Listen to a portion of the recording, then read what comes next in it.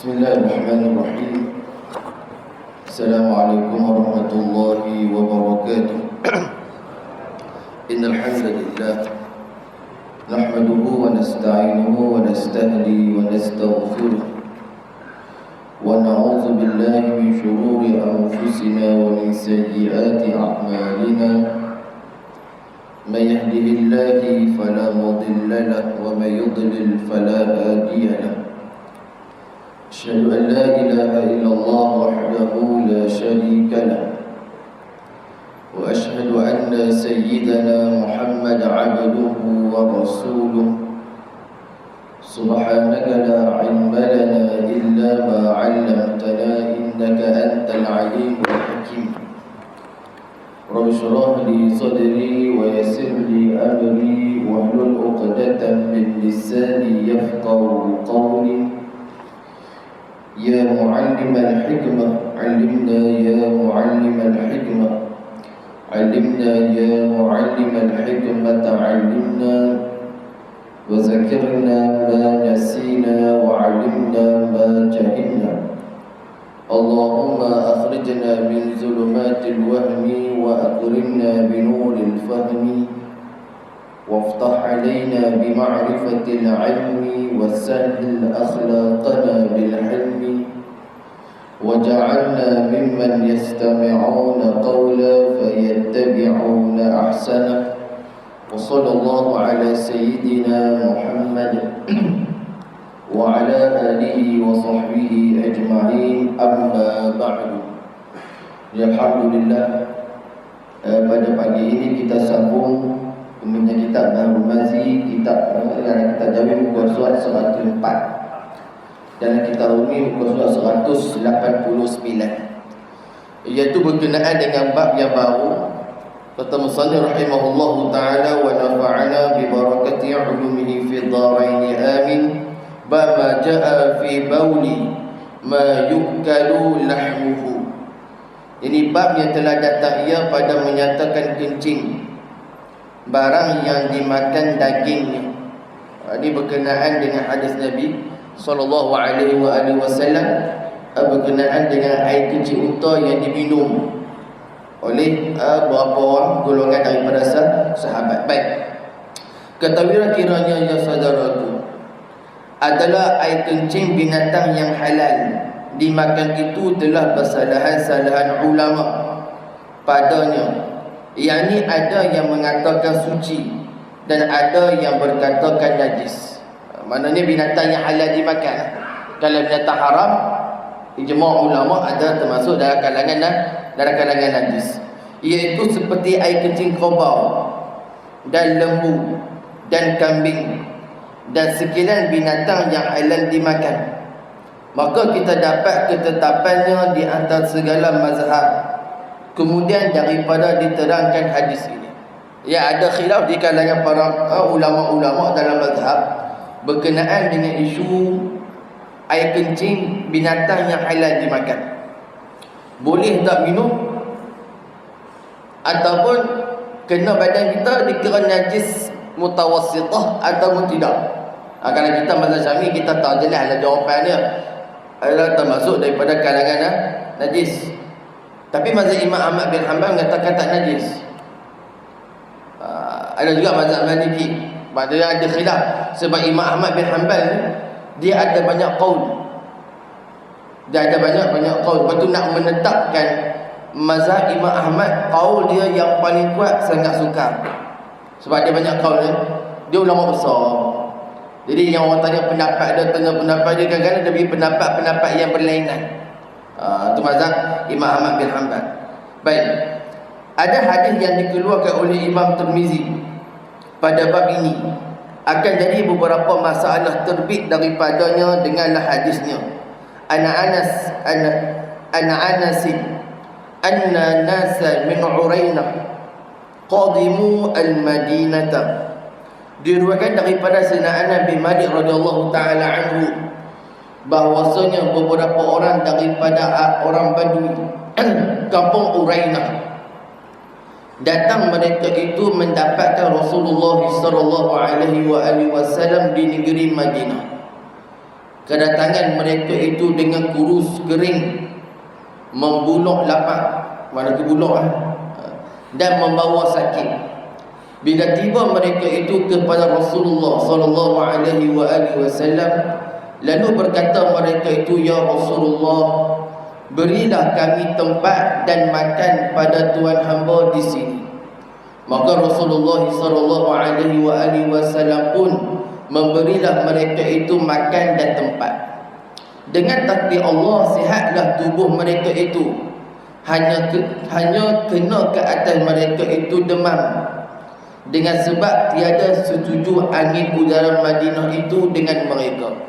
Jika ada orang datang kepada Nabi sallallahu alaihi wasallam, maka mereka minta izin nak minta makan, nak minta tempat tinggal. Sebab dia orang ni dalam keadaan kubur. Kubur di mana sakit. Sebab apa sakit tu? Sebab demam. Maknanya udara Madinah tu tak sesuai dengan mereka. Kemudian fajtawauha, maka bencilah mereka itu mendiaminya oleh ketiadaan bersetuju udaranya itu. Kemudian berkata mereka itu kepada Nabi sallallahu alaihi wasallam, ya Rasulullah, adalah kami ini orang yang hidup kebiasaan makan susu perah. Bukannya kami seperti orang-orang negeri biasa makan macam-macam. Berilah kami susu, mudah-mudahan lekas sihatlah kami ini.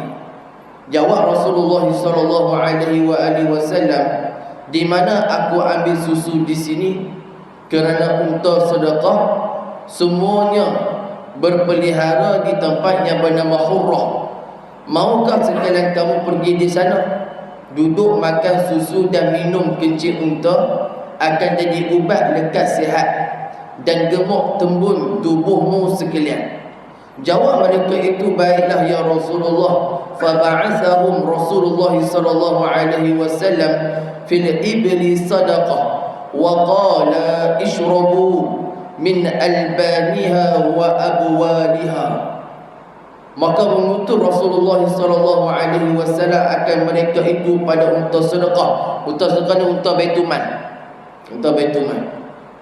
Dan untanya ada bersama-sama berpelihara dengan unta zakat di tempat yang bernama Hurrah itu. Dan sabdanya, minumlah olehmu sekalian daripada susunya dan air kencingnya. Maka kemudian daripada beberapa lama mereka itu duduk minum susu unta dan minum air kencingnya, gemuklah badan mereka itu dan segera segak, yakni cukup sihat, tiada apa-apa sakitnya lagi. Jadi orang ni tuan-tuan, Arab Badui ni mana Arab yang pernah ada Ustaz. Kita duduk sana kita tahu. Jadi mereka ni macam Rasulullah banyak layan mereka ni. Dan hadis tu banyak hadis berkenaan dengan Arab Badui yang kadang-kadang perbuatan mereka tu menyakiti Rasulullah sallallahu alaihi wasallam, tapi Rasulullah tak pernah ambil hati. Sebab tak pernah ambil hati tuan-tuan, ini berkaitan dengan peribadi Rasulullah sallallahu alaihi wasallam. Dan ada Arab Badui tu tarik ridak Nabi. Kalau Rasulullah pakai lebih kurang macam inilah, dia rentak. Jadi hujung ridak ni tuan-tuan dia kasar. Sebab ridak Rasulullah ni harga dia murah. Dia yang kasar ni terkena dekat leher Nabi. Dia benda tu menyebabkan berbekas. Rasulullah marah tak? Tak, Rasulullah tak marah. Sebab Rasulullah sallallahu alaihi wasallam kata Sayyidatuna Aisyah, kalau benda tu melibatkan peribadi Rasulullah, maknanya hal itu hal peribadi, hal kita dengan Nabi, Rasulullah tak cepat marah. Tapi kalau hal itu ada kaitan dengan agama, contoh orang memainkan hukum hakam, ada orang langgar hukum hakam, maka Nabi sallallahu alaihi wasallam akan jadi cepat marah. Ada sahabat dia pakai cincin emas. Dia tak tahu bahawasanya kalau kita baca Syama'il Muhammadiyah, awalnya memang ada Rasulullah sallallahu alaihi wasallam memakai cincin emas asalnya. Sampailah datang ayat Quran yang mengharamkan pemakaian cincin emas kepada orang lelaki. Jadi ada sahabat yang masih lagi pakai. Dia tak tahu hukum tu turun. Dia tak tahu wahyu dah turun mengharamkan benda tu kepada orang lelaki. Jadi ada sahabat tu dia pakai cincin emas. Nabi nampak, Nabi buat apa? Nabi ambil jari dia, Nabi rentak cincin tu, Nabi buang. Kasar tak tuan? Kasar. Kenapa kasar? Sebab perbuatan yang dibuat oleh sahabat ni melanggar hukum syarak. Tapi kalau macam ada badui yang kencing tepi masjid, ada badui yang hentak ridha Nabi SAW, itu sekadar peribadi. Yang benda tu boleh diselesaikan dengan begitu mudah. Tapi hukum hakam yang melibatkan halal, haram, pahala, dosa ni selalu Nabi tegas. Jadi benda ni kita boleh ambil dalam kehidupan kita. Maksud kita kalau bab hukum hakam tak ada kompromi, tak ada diskus. Mesti ada ketegasan. Tapi kalau benda tu melibatkan peribadi kita, contoh macam kita dengan anak kita, kita dengan isteri kita. Kalau isteri kita melakukan perbuatan yang melanggar batas syarak, maka suami kena tegas. Tak boleh kita ambil jalan mudah, ambil perhati, tak nak perhati, ambil, tak boleh. Sebab apa? Sebab itu hukum hakam. Tapi kalau setakat isteri ajak jalan, ajak bercuti seminggu ni, tak apalah. Sebab itu urusan kekeluargaan. Tapi kalau melibatkan hukum hakam, keluar rumah tak pakai tudung, ataupun keluar rumah pakai pakaian yang tak menepati syarak, suami kena tegas, ayah kena tegas. Jangan kita biarkan ahli kita itu keluar rumah dalam keadaan apa, tidak menjaga aurat mereka. Tegas. Kalau tak semayang, ayah kena cepat marah. Tak boleh dah ayah tu biar, tak boleh. Dia kena jadi cepat marah. Tapi kalau urusan bersangkut keduniaan, tak apa, kita biarkan. Tapi kalau urusan menyebabkan akhirat yang ada hukum hakam batas syarak, maka ayah kena tegas. Ini yang dibuat oleh Rasulullah SAW. Sebab ada di kalangan isteri Nabi yang pernah tolak dada Rasulullah SAW. Ummu Salamah mengatakan, kami tak bercakap dengan Nabi sebulan. Dalam riwayat Imam Bukhari, tak cakap. Sampai Sayyidina Umar cuba masuk campur urusan keluarga Nabi. Kalau Rasulullah tengok sujud senyap dalam masjid, jadi mesti ada tak kena mengena dengan isteri, mesti ada kena mengena dengan isteri. Sayyidina Umar cari. Sampai Ummu Salamah kata, wahai Umar, kamu ni tak ada kerja lain, asyik nak ganggu je urusan keluarga Nabi. Mana ini urusan peribadi. Ada urusan peribadi tak ada masalah. Pak Rasulullah pun macam tu. Tapi kalau urusan akhirat jangan. Sebab Nabi SAW akan jadi orang yang segera cepat marahnya kalau apa dia, batas syarak ni dilanggar. So kita macam tu. Kalau urusan sekat urusan peribadi keluarga, urusan kita dengan isteri, tak apa, kita berlemah lembut, tak ada masalah. Nak agak jalan, kita pergi jalan. Nak agak bercuti, kita pergi bercuti. Tapi kalau mereka langgar batas syarak, tak kira lah, asalkan mereka di bawah tanggungan kita, kita jadi tegas. Macam tu dengan masyarakat. Mana masyarakat kita beraih kan. Tapi kalau kerakyat itu melanggar batas syarak, baru kita tegas. Itu dalam agama disuruh seperti itu. Hukum syarak jangan dibuat main. Tak boleh main-main. Kita kena ada sifat prinsip kita. Tapi kalau urusan keduniaan, tak apa, kita berlemah lembut. Kadang-kadang kita terpaksa beralah. Itu Nabi SAW tunjukkan akhlaknya. Jadi di sini Nabi SAW suruh dia orang pergi satu tempat. Di sana ada unta zakat, ada unta baituman, pergi minum susu. Dan minum air kencing dia, sihat wa'afiat. Sampai jadi gemuk, jadi sihat. Minum dua benda, albaniha wa abwaliha, susunya dan kencingnya. Di dalam hal yang demikian, sudahlah berpaling hati mereka itu tamakkan unta sedekah yang digembalai oleh gembala unta Rasulullah SAW. Bilangan untanya ialah 15 ekor. Lalu diambil mereka itu akan segala unta daripada tangan gembala itu, sampai berlawan besar berperang antaranya. Bila mana Nabi dah layan elok ni tuan-tuan, dengan pok-pok ni, tiba-tiba mereka rampah, mereka curi unta sedekah tu. Bukan setakat curi, malahan nak berlaku peperangan. Maknanya bergaduh besar. Antara siapa? Antara mereka ni dan dengan pengembala unta tersebut. Faqatilu ra'iya Rasulullah sallallahu alaihi wasallam wastaqu al-ibila wartaddu 'anil Islam. Maka membunuh mereka itu akan gembala unta Rasulullah sallallahu alaihi wasallam dengan memotong mereka itu akan tangannya ni dan kakinya, dan dipacak mereka itu daripada lidahnya dan dua matanya, dan memimpin mereka itu akan segala unta, dan jadi murtad mereka itu daripada Islam. Dan ada pembunuh tuan-tuan, gembala unta tu bukan sahaja bunuh, dia orang kerat kaki kawan tu, kerat tangan kawan tu, kemudian pacak. Tu perbuatan ni menyebabkan Nabi terlalu marah. Di dalam itu sudahlah dapat tahu kepada Rasulullah sallallahu alaihi wasallam akan gembala untanya telah dibunuh orang. Kedapatannya tahu itu daripada awal-awal siang hari. Kemudian Rasulullah sallallahu alaihi wasallam pun mengutuskan 20 orang muda-muda yang kepalanya bernama Kurzun dan Jabir. Ini dipanggil skuad komando. Komando. Kalau apa? Kalau dulu-dulu daripada ada vet 36 yang komando yang pertama sekali ditubuhkan oleh kerajaan Malaysia, apa nama? Vet 69. Jejak balik. Tak lama tuan-tuan dapat balik depa ni. Dapat balik. Maknanya sahabat ni tuan-tuan, dia ada sahabat yang dia pakar jejak. So dia orang ni sebenarnya Rasulullah akan hantar bila mana ada musuh cuba lari, dia bunuh orang Islam kemudian lari, Rasulullah akan hantar dia ni. Tu guna ada sahabat yang pakar macam Salim bin Awali, especially dia dalam perang. Mungkin dia tak banyak riwayat hadis, tapi especially dalam bidang perang.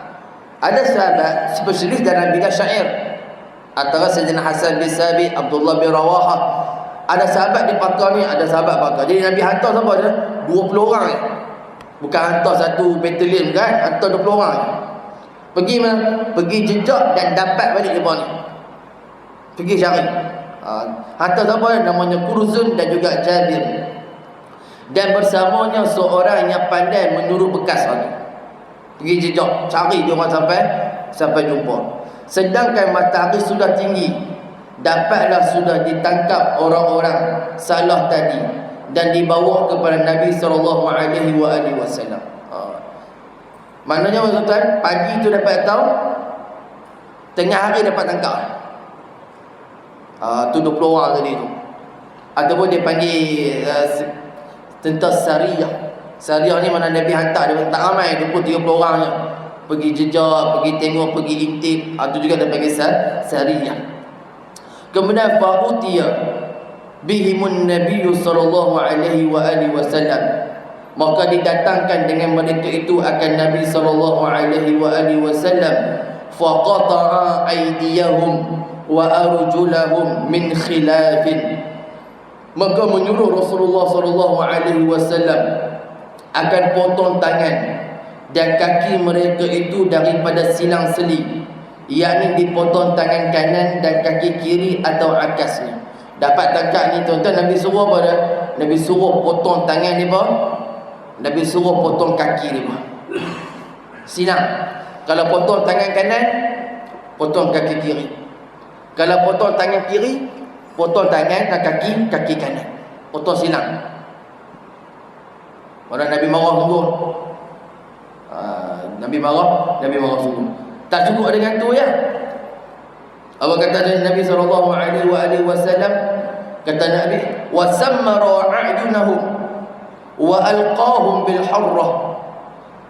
Dalam riwayat ni, dan menyelir ia akan mata-mata mereka itu dengan besi bakar.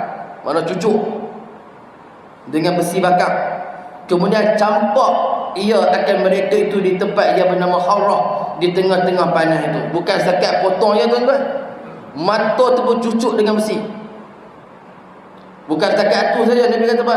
Campak dekat pada besi. Campak, buang. Qala Anas, fa kuntu ura ahadahum yakuddul arda bifihi hatta matu. Kata Anas bin Malik radhiyallahu taala anhu, maka adalah aku melihat aku seorang daripada mereka itu menyentuh tanah dengan mulutnya seperti babi menggali ubi hingga mati mereka itu. Mana duk tak ada jalan kan, duk mengesut. Duk mengesut macam tu. Dan setengahnya menjulur akan dia di tengah panas tempat yang bernama Harrah tadi dengan sehabis-habis dahaga. Mereka itu minta air minum, tiada siapa peduli sampai mati. Mana Nabi larang sahabat dah campur tengah padang pasir tu, jangan bagi air apa hatta matu, sampailah depa ni mati. Rasulullah tak pernah buat hukum macam ni, tapi ada sebab kenapa Rasulullah potong tangan, kenapa Rasulullah cucuk mata depa dan Rasulullah campur ke padang pasir. Nanti dia akan cerita. Memang Rasulullah marah sangat nanti. Yalah, kita dah bagi jasa dah buat macam tu, bagi makan, bagi sihat apa semua, tiba-tiba lawan.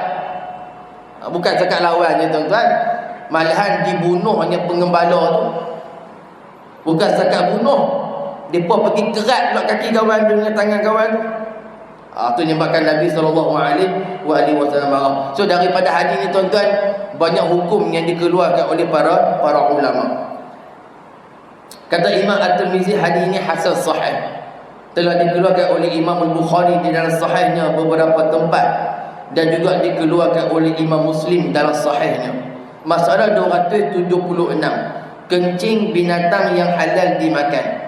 Kata Imam Abu Isa At-Tirmizi, dan ialah yakni seperti dalam masalah 275 itulah perkataan kebanyakan ahlul ilmi. Kata mereka itu tiada apa salah dengan kencing binatang yang dimakan dagingnya. Kata Imam Nawawi telah mengambil dalil ashab Malik dan Ahmad dan hadis dalam masa 275 akan bahawasanya kencing barang yang dimakan dagingnya itu suci.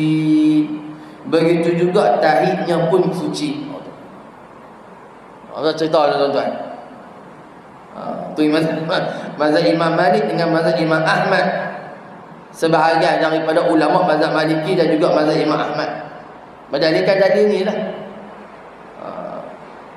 Tapi ada jawapan daripada mazhab kita Syafi'i. Apabila nak ikutkan mazhab ni, semua tak najis. Air kencing dia, hatta najis dia, bukan cakap air kecil dia, termasuk najis dia pun tak dikira sebagai najis.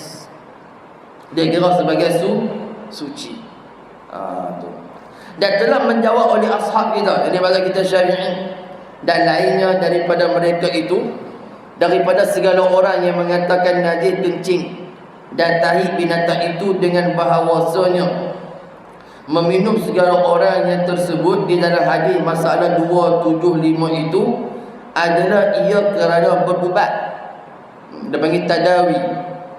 Dan berubat dengan sekalian najis itu harus melainkan arak dan segala yang memabukkan, kerana memabukkan itu mewajibkan dera, mana mewajibkan hudud. Jadi maksudnya apa? Dia kata mazhab kita Syafi'i, yang Nabi suruh minum air kencing ni, dia sebagai tadawi. Tadawi ni mana berubat. So cara umumnya apa tuan-tuan? Boleh tak berubat dengan benda najis saja? Tak kira lah air kencing ke apa saja benda.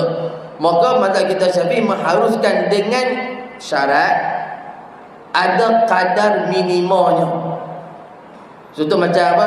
Cucuk masuk benda-benda yang haram, menggunakan perubatan najis. Tak ada dah benda lain melainkan benda tu saja. Maka boleh digunakan. Biar ada kadar. Ada kadarnya yang diletakkan oleh pakar. Contoh tak ada dah perubatan yang halal, yang ada haram. Yang ada yang haram. Jadi boleh guna tak? Boleh guna. Tapi dengan kadar yang telah ditetapkan oleh pakar, yang kadar tersebut tidak melebihi had. Macam orang yang makan daging khinzir, masuk hutan, kemudian tersesat dalam hutan, tak ada makanan halal melainkan khinzir. So dia boleh makan tak? Kita semua jawab boleh makan. Itu kita baca daripada kecil. Tapi boleh makan habis buat panggang. makan habis. Dapat seekor tu, sembelih dia, potong-potong apa semua, bakar. Kemudian buat macam kenduri pula makan ramai-ramai, tempat kenyang belahak, tak boleh. Dia sekadarnya sahaja. Maksudnya apa? Ada kadarnya untuk lapik perut. Orang tak boleh makan sampai sengkok, tak boleh. Kita makan benda yang haram ni, maksudnya benda darurat ya. Tak kira lah apa saja benda. Dia tak boleh makan sampai tahap macam tu. Dia tak boleh makan sampai tahap macam tu. Dia hanya makan mungkin secubit dua yang boleh menyebabkan kita ni bertahan daripada mati. Tapi kalau makan ramai-ramai syak dengan cecah yang asam, kemudian buat yang ni, tu tak boleh, tu melampau. Tu melebihi kadar dia. Kadarnya setakat apa? Lapik perut. Bukan makan sampai kenyang. Kalau makan sampai kenyang ni tuan-tuan, dia boleh jatuh hukum haram. Jadi makan apa? Makan sekadar untuk lapik perut. Tu kadarnya. Kalau benda-benda yang menyebabkan benda-benda yang haram. Jadi pada ni yang pertama. Yang keduanya tuan-tuan, hadis ni nak tunjuk apa dia? Nak tunjuk berkenaan dengan ubat yang ada pada zaman tersebut. So macam zaman kita ni kan, macam cucuk vaksin bagi COVID ke ataupun vaksin benda-benda yang lain. Mungkin pada 10 tahun yang akan datang, mungkin pakar-pakar ataupun mereka dan saintis dan sebagainya boleh menciptakan ubat untuk melawan pelbagai penyakit. Maka vaksin tu ditinggalkan dan dimakan ubat tu. Sebab apa? Sebab dia akan ikut pada zaman Rasulullah SAW. Hanya air kencing unta sahaja yang boleh mengubat penyakit tu. So bila mana ada ubat yang lain yang lebih suci, maka air kencing unta tu tak boleh minum dah. Maka kena beralih kepada ubat tadi. Begitu juga dengan vaksin tu. Kalau vaksin ni, kita ada vaksin COVID ke apa dan sebagainya, nanti bila mana ada pakar yang menciptakan ubat yang lain untuk lawan COVID contoh, dan lebih terpercaya, mana lebih suci, lebih baik daripada vaksin, maka vaksin tu ditolak, maka dimakan ubat tu. Maksudnya Islam dia meraihkan apa tuan-tuan? Meraihkan suasana yang benda tu hanya ada pada ketika tu sahaja. Dia tak pakar tak jumpa lagi ubat. Dia ada vaksin yang dibuat sebagai cecair yang dimasukkan dalam badan. So kita guna yang tu. Sebab itu je yang ada. Nanti kalau ada pakar yang buat ubat biji ke apa dan sebagainya dan lebih suci, maka vaksin tu ditolak dan diambil yang tapi sebab Islam meraihkan untuk menyelamatkan nyawa. So bila mana untuk menyelamatkan nyawa yang mana ada ketika itu, maka itulah yang digunakan walaupun benda tersebut termasuk daripada benda najis. Tapi dia ada kadar. Dia ada kadarnya yang ditetapkan oleh pakar. So kalau kita faham macam ni tuan-tuan, taklah kita pening kepala. Lepas tu kita kena faham asbab, kita kena faham musabbab, kita kena faham musabbib. Apa yang berlaku atas dunia ni tuan-tuan, dia ada penetapannya daripada Allah. Allah yang menentukan. Allah yang menentukan setiap perkara tersebut. Walaupun perbuatan kita makan itu, perbuatan kita makan ini, tapi yang menyihatkan tu Allah. Begitu juga kita ambil ubat. Ubat kita makan Panadol, kita makan ni, asbab kita makan, kepala kita berkurang sakit.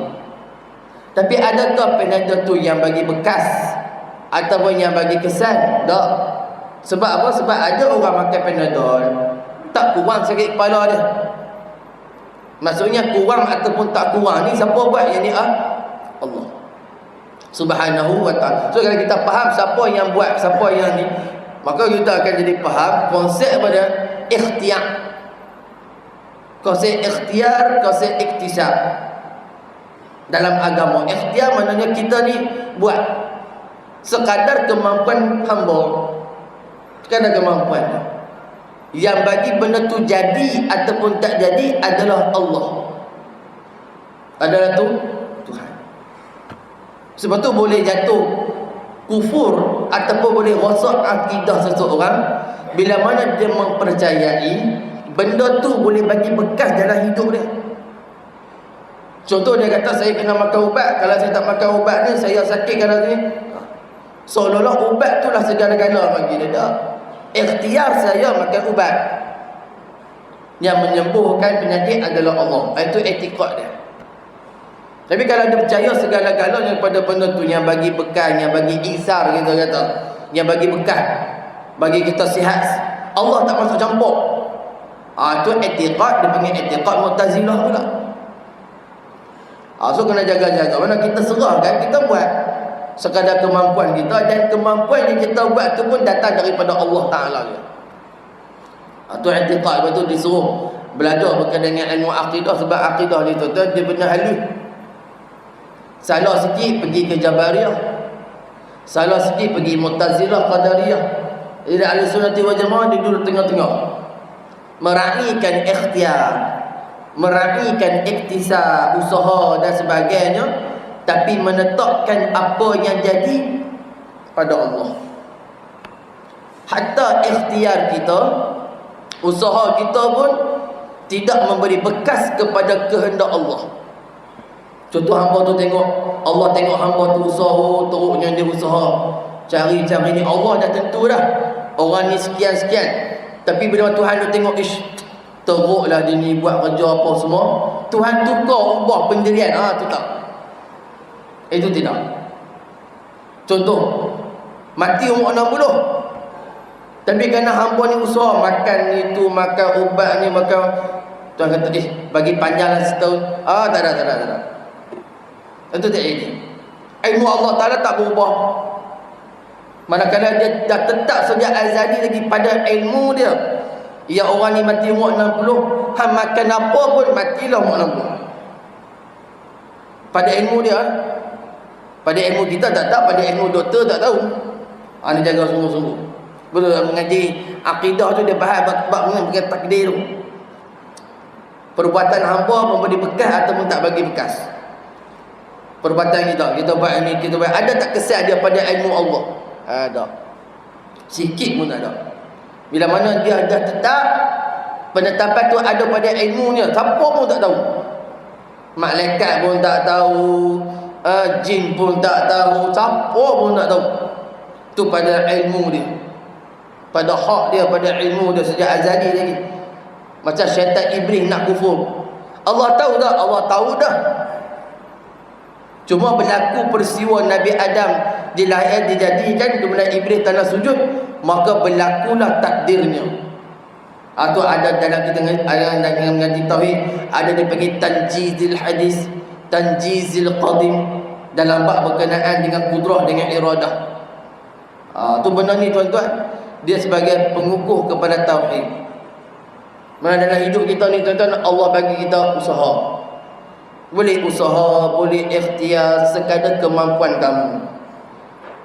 Tapi kamu kena berpegang, kita kena i'tiqad kepada usaha kita, ikhtiar kita sedikit pun tidak memberi kesan kepada Allah Subhanahu wa taala, dan dialah yang menentukan hal tersebut. Seandainya muwafaqah ikhtiar kita, usaha kita dengan apa yang berlaku, maka itu adalah daripada Allah Ta'ala juga. Begitu juga kalau berlaku sebaliknya, pun daripada Allah juga. Maka dalam Islam dia ada konsep tawakal. Fa iza azamta fatawakkal 'ala Allah. Maka apabila kamu bertawakal, kamu berazam, tawakal kepada Allah. Jadi kehendak Allah, tak jadi pun kehendak dia. Itu semua atas kehendak dia. Itu Allah Subhanahu wa taala ajar pada kita. Lepas tu tu'minu biqadri khairihi wa syarrih. Dalam hadis Jibril alaihi salam, dia panggil hadis Jibril, datang kepada Nabi sallallahu alaihi wasallam, kata, ya wahai Muhammad, akhbirni 'anil iman. Khabarkan kepada aku tentang iman tu apa. Kata Nabi sallallahu alaihi wasallam, an tu'mina billah wa malaikatihi wa kutubihi wa rusulihi wal yaumil akhir wa tu'minu bil qadri khairihi wa syarrih. Kita tengok hadis ni, Nabi kata apa? An tu'mina billah. wa malaikati. Nabi terus sebut wa. Wa ni mana dan. Tapi berkenaan dengan takdir, Nabi tak kata wa qadrihi khairihi wa syarrihi. Nabi tak kata, Nabi kata wa tu'mina. Dan hendaklah engkau beriman dengan qadar yang baik dan qadar yang buruk. Sebab apa tuan-tuan? Nabi letaklah tentang takdir ni sebab orang beriman dengan Allah ni mudah. Orang beriman dengan malaikat ni senang, beriman dengan kitab senang. Kita percaya saja. Dengan Nabi senang, dengan kiamat senang. Tapi tak semua orang boleh terima takdir Allah. Tak semua orang boleh terima. Oleh kerana tak semua orang boleh terima, sebab tu Nabi sebut benda ni last sekali. Last sekali. Supaya apa? Kita jaga-jaga. Orang boleh terima takdir baik, tapi orang semua tak boleh terima takdir yang sebaliknya. Tapi baik buruk tu juga takdir daripada Allah. Takdir daripada tu Tuhan juga. Jadi inilah agama kita. Betul belajar akidah tuan-tuan, terutamanya perbahasan ni cantiknya tuan-tuan dalam kitab-kitab lama. Macam kitab Aqidatun Najim, kitab Durus Samin. Ajar ni tuan-tuan, ajar betul-betul faham konsep takdir dalam akidah Ahlussunnah wal Jamaah. Sebab daripada konsep ni lah tuan-tuan berpecahnya namanya Mu'tazilah. Ada berpecah namanya Jabariyah. Ada berpecah namanya Qadariyah. Mungkin nama-nama ni dah hilang daripada pendapat ataupun daripada kata-kata manusia, tetapi ideologi pemikiran tu tetap ada. Ni tuan-tuan orang tak panggil Mu'tazilah, tapi golongan apa? Orang panggil golongan aqliyun.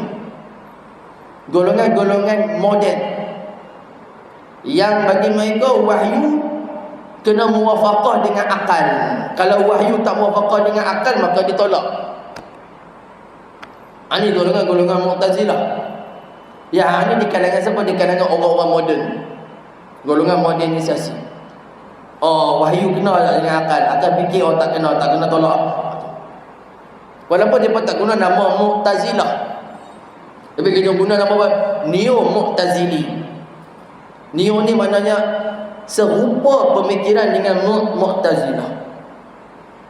Jadi orang bahas pluralism, secularism, hedonism, apa nama-nama ism yang lain. Zaman dulu tak ada yang tu. Tapi pemikiran dia orang sama juga. Macam Hizbut Tahrir. Nama Hizbut Tahrir, tapi akidah dia akidah Mu'tazilah. Ada tu. Minta maaf kalau tuan-tuan ada kat sini ada orang sini Hizbut Tahrir. Hizbut Tahrir salah satu firqah yang ada pada hari ini. Nama Hizbut Tahrir, tetapi ideologi pemikiran Mu'tazilah. Akidah dia pula. Walaupun kita tak dapat nama Hizbut Tahrir kan. Hizbut Tahrir ni tuan-tuan, dia banyak di negara Arab. Baru masuk kat Malaysia ni je. Bagi dia orang sistem khalifah. So berparlimen tak nak. Siasat tak nak. Election, pilihan raya, no, tak boleh. Bagi dia orang tak boleh. Mesti sistem khalifah. Itu kita nampak satu lapis. Tapi kalau kita kaji lebih dalam lagi tuan-tuan, pada sudut i'tiqad, dia orang ni lebih kepada i'tiqad Mu'tazilah. Walaupun dia pun tak guna nama Mu'tazilah, tapi ideologi pemikiran tu ada pada mereka. Ni saya kata dia akidah yang sangat penting. Sebab tu Datuk Zamri dia buat satu buku berkenaan dengan aliran pemikiran semasa tu. Tu penting baca. Sebab sekarang ni tuan-tuan orang tak faham dah Mu'tazilah, Qadariyah, Jabariyah. Nama-nama ni dah hilang. Dah lenyap. Tapi ideologi pemikiran masih lagi ada. Sebab tu buku tu tuan-tuan yang Dr. Zamri karang, Ustaz Datuk Zamri karang tu, berkenaan dengan ideologi semasa ni mesti kena baca. Kita nampak kadang-kadang kita ni pegang dah, tapi ideologi pemikiran kita tu cenderung kepada lepa-lepa ni. Yang kita kata yang salah ni, itu bahaya ni. Ideologi pemikiran. Walaupun kita tak ada siapa tuan-tuan hari ni mengaku dia Qadariyah, tak ada siapa. Mengaku jadi Jabariyah, tak ada. Mengaku jadi Mu'tazilah, tak ada. Tapi ideologi pemikiran. Ni kena jaga lah tuan-tuan. I'tiqad. Sebab balik pada Allah kena berbalik i'tiqad yang sahih. I'tiqad yang dipastikan betul mengikuti Nabi SAW. Tu i'tiqad. Tu dalam bab ubat tadi dah. Makanlah tuan-tuan, tuan-tuan ada ubat apa makan. Nasihat doktor dan sebagainya kita terima, tapi dengan syarat apa dia? Dengan syarat kita makan tu sebagainya yang menyembuh, yang tidak menyembuh Allah. Kita kan doktor dia sekadar doktor, dia boleh bagi kita ubat ni, tapi kita berpegang sama dia. Berpegang sekalian apa yang manfaat, apa yang mudarat datang daripada Allah. Sembuh tak sembuh datang daripada Allah. Kalau orang tu pergi berubat dengan Tok Sami, sembuh juga, tapi sembuh tu datang daripada Allah. Cuma perubatan dia mendatangi Tok Sami tu haram, berdosa. Tak ada orang pergi berubat, pergi Darul Syifa, tak sihat-sihat, ada kes mai ke Kuala Kangsar. Masa tu saya duduk di Kuala Kangsar, betul belajar dulu kan, terlibat aktif dengan Darul Syifa di Kuala Kangsar ni. Ada satu orang makcik mai berubat tak sembuh, berubat tak sembuh. Dia pergi Siam berubat dengan Tok Cha, Tok Sami, sihat. Sampai mai balik Darul Syifa kata, "Ustaz, ni tengok saya pergi jumpa Tok Sami, sembuh saya. Mai jumpa ustaz tak sembuh-sembuh." Saya kata maklum minum ayat masak, tak doa pun kalau Tuhan kata sembuh. Tapi perbuatan mendatangi kahin, perbuatan mendatangi bomoh tu, Allah tolak amalan selama 40 hari. Dia kata, ya tak? Ayah nak ingat main-main. Sebab Allah yang bagi sembuh. Walaupun minum ayat masak je tuan-tuan, tak doa pun minum ayat. Kata Tuhan sembuh saja. Mana yang menyembuhkan Allah. Cuma Allah tengok ikhtiar kita. Ihtisab tu menepati daripada sudut syarak. Kalau jumpa kahin, jumpa tok bomoh, jumpa tukang ramal, tukang tilik dan sebagainya, haram, berdosa. Walaupun sembuh, ya, walaupun sembuh. Sebab apa? Sebab penyakit ni sebagai satu ujian yang orang tu kena sabar dalam mencari ikhtiarnya.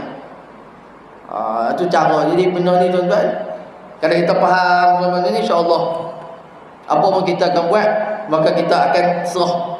Kita buat tapi serah kepada Allah Subhanahu wa taala yang Maha berkuasa di atas tiap-tiap sesuatu. Wallahu a'lam. Insya-Allah kita akan sambung nanti tuan-tuan. Masalah 278. Ini berkenaan dengan pada hukum memerangi dan merampas harta orang Islam. Dia termasuk dalam bab hudud. Ini termasuk dalam bab apa ni? Bab hirabah, bab merampas. Insya-Allah kita akan tengok hukum ni.